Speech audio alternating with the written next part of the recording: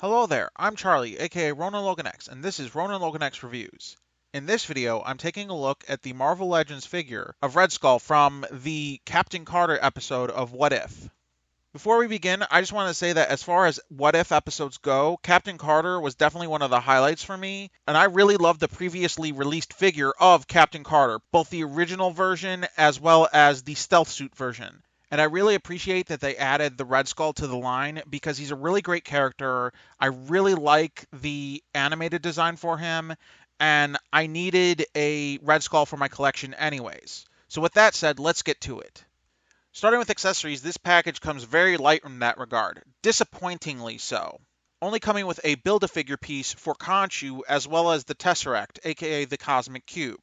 It's not that I need a whole lot of accessories for a figure, it's just with this one in particular, I feel like they could have added just a little bit extra in the way of an alternate pair of hands and a pistol, as I feel that would have been very appropriate for the figure and would have added more posing and play options as well. But as it stands, it's by no means a deal breaker of an issue, at least for me. It's just that it's disappointing, for the lack of a better word. Moving on to articulation, he technically comes with all of the articulation you would expect out of a Marvel Legends figure. However, pretty much all of the articulation in the legs are rendered moot by his trench coat's skirt, leaving only his feet, his arms, his torso, and his head as the pieces with any real articulation. So it's not that bad. It's just, again, another disappointment with the figure. Now, being that this is a animated figure, there really isn't a likeness to look at, but the design, as I said, is really good.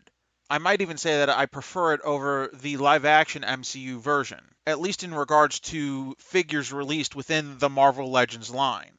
Though that is probably a very subjective thing and is probably splitting hairs, being that I believe it uses the exact same body as previously released MCU Red Skulls, the only real difference being the head.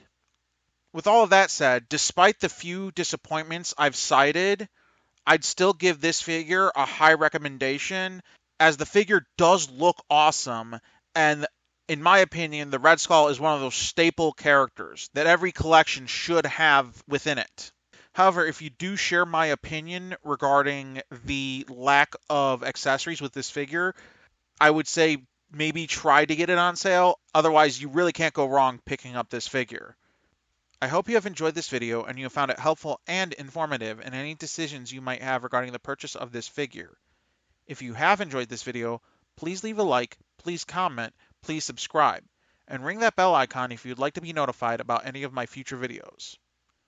Also, if you might be interested in anything else of mine, you can find me on Instagram at RonanLoganX, where I post toy photography pictures as well as puppy pictures of my pup Ripley. Thank you for watching and have a nice day.